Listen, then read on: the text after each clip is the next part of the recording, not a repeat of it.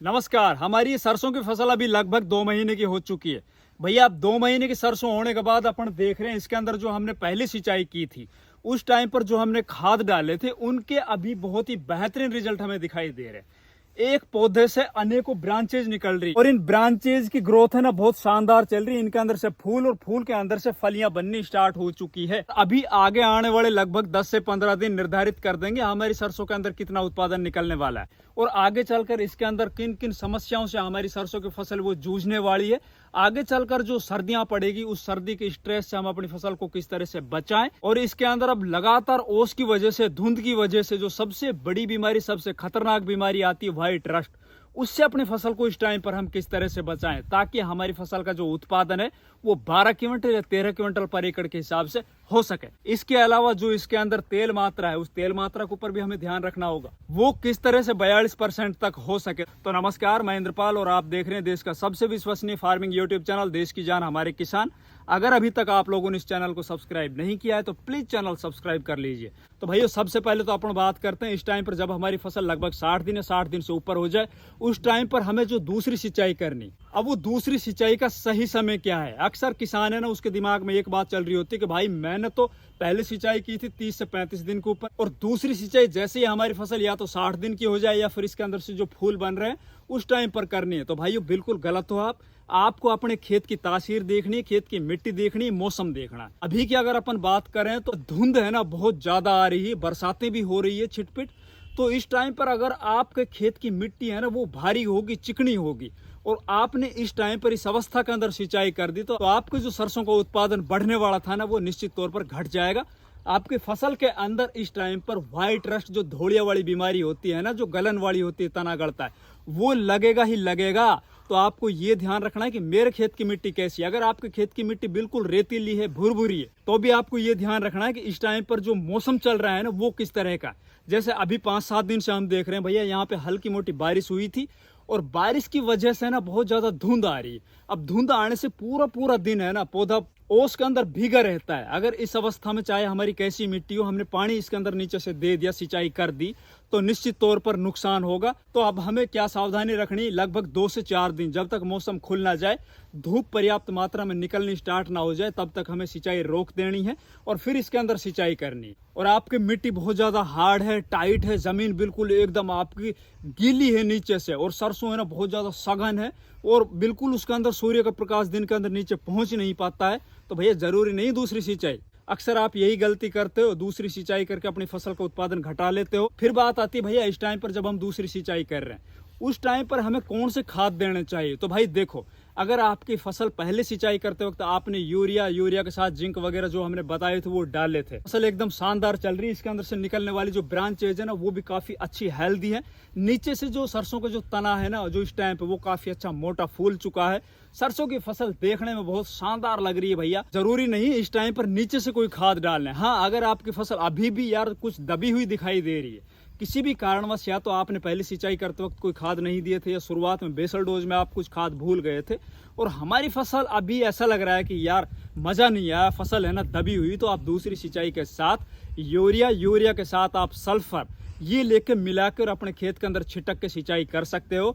आपकी फसल है ना दोबारा से वो ग्रोथ पकड़ जाएगी। अभी भी टाइम है इसका, जो इस टाइम पे वो मोटा हो सकता है। इसके अंदर से आगे निकलने वाली जो ब्रांचेज है ना, जैसे कि ये पौधा आगे भी बढ़ रहा है, इसके अंदर से निकलने वाली जो ब्रांचेज है ना वो भी काफी अच्छी हेल्दी और उसका भी इस टाइम पे ना मोटा हो सकता है, ताकि आगे चलकर इसके अंदर से जो ये फूल है वो फूल आगे तक बढ़ते चले जाएं और जितनी ये लंबी इसकी ब्रांचेस बढ़ेगी उतनी इसके अंदर से ये जो बनने वाली फलियां है ना वो ज्यादा बनेगी। अब बात करते हैं भाई, हमने सिंचाई कर ली, हमारी फसल एकदम शानदार है।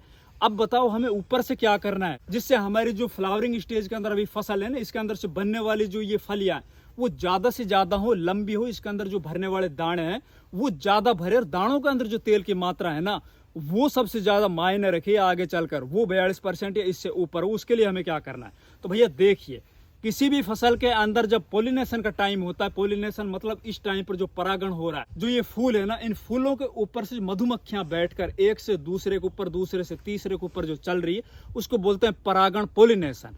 और ये जो पोलिनेशन हो रहा है ना इस टाइम पर सबसे इम्पोर्टेंट है बोरोन। इस टाइम पर ये बिल्कुल सही समय है बोरोन के उपयोग के लिए। तो भैया अपन को एक तो लेना है बोरोन। अब दूसरी बात करते हैं आगे चलकर जो सर्दियां पड़ेगी, जैसे कि पिछले साल बहुत ज्यादा सरसों के अंदर नुकसान हुआ था पाड़े की वजह से।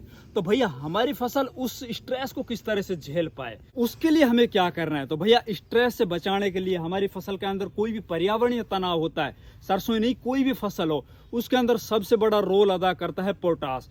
दूसरा पोटास का काम यह होता है कि जमीन के अंदर जितने भी पड़े हुए पोषक तत्व हैं, ऊपर से जो सूर्य के प्रकाश की मदद से जो ये पौधा भोजन बनाता है, फोटोसिंथेसिस क्रिया जो होती है ना, उसके अंदर जो बनाए हुए भोजन है, नीचे जमीन से लिए हुए पोषक तत्व है ना, उनको इसके पूरे स्ट्रक्चर तक जो पहुंचाने का काम करता है ना, वो पोटास करता है। तो भैया पोटास की भी आवश्यकता है, बोरोन की भी आवश्यकता है, साथ ही इनके साथ नाइट्रोजन भी मिल जाए तो भैया सोने पे सुहागा हो जाएगा। तो उसके लिए हमें क्या करना है, इसमें हमें फोलियर स्प्रे लेनी है।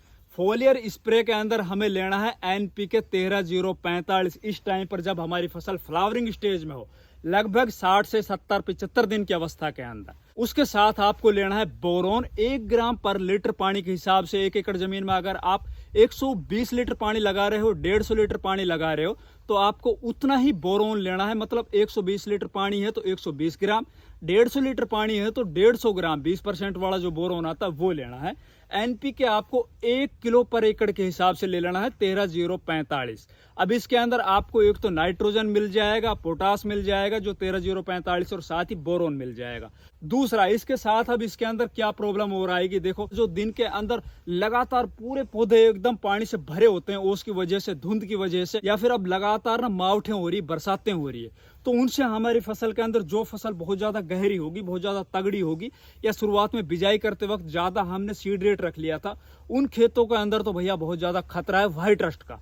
अब उस व्हाइट रस्ट को हम किस तरह से रोकें, उसके लिए हमें फंजीसाइड का स्प्रे करना है। अब जो भी हम फंजीसाइड स्प्रे करने जा रहे हैं ना, उसके अंदर हमें 2 तरह के लेने हैं। एक तो लेना है कॉन्ट्रैक्ट में आप कौन सा लोगे, मैनकोजेब लीजिए जो M45 के नाम से आता है, या फिर आप एंट्राकोल भी ले सकते हो जिसके अंदर प्रोपिनेब आता है। इसके अलावा जो सिस्टेमिक लेना है ना हमें, अब सिस्टेमिक मौसम के अकॉर्डिंग लेना। अगर आपको ये लग रहा है कि मौसम है 1-2 दिन में खुलने वाला है, तो ज्यादा ओस या धुंध ज्यादा नहीं आ रही, तो आप उसके अंदर कार्बेंडिजम मिक्स कर लीजिए। इनके जो कॉम्बिनेशन आते हैं जैसे कि साफ पाउडर है, या फिर अलग से आप M45 ले लो और बायोस्टीन ले लो। इसके अलावा आप थाइफेनेट मिथाइल जो रोको के नाम से आते हैं, उसके भी काफी शानदार रिजल्ट मिलते हैं, वो स्प्रे कर सकते हो। या आपको ये लगता है कि भाई मौसम तो बहुत ज्यादा खराब है, हमारी सरसों की फसल है ना बहुत ज्यादा गहरी है, और अभी हमें इसके पत्तों के अंदर जो व्हाइट जो धब्बे हैं ना वो दिखाई देने लग गए, तो उसके अंदर आपको ट्राइजोल ग्रुप के जो स्टैंडर्ड फंजीसाइड है, जैसे कि टेबुकोनाजोल, ट्राइफ्लोक्सिस्ट्रोबिन नेटिवो के नाम से आता है, इसके अलावा कस्टोडिया है, या फिर आप एमिस्टार टॉप है, इस तरह के बड़े जो फंजीसाइड है ना भैया,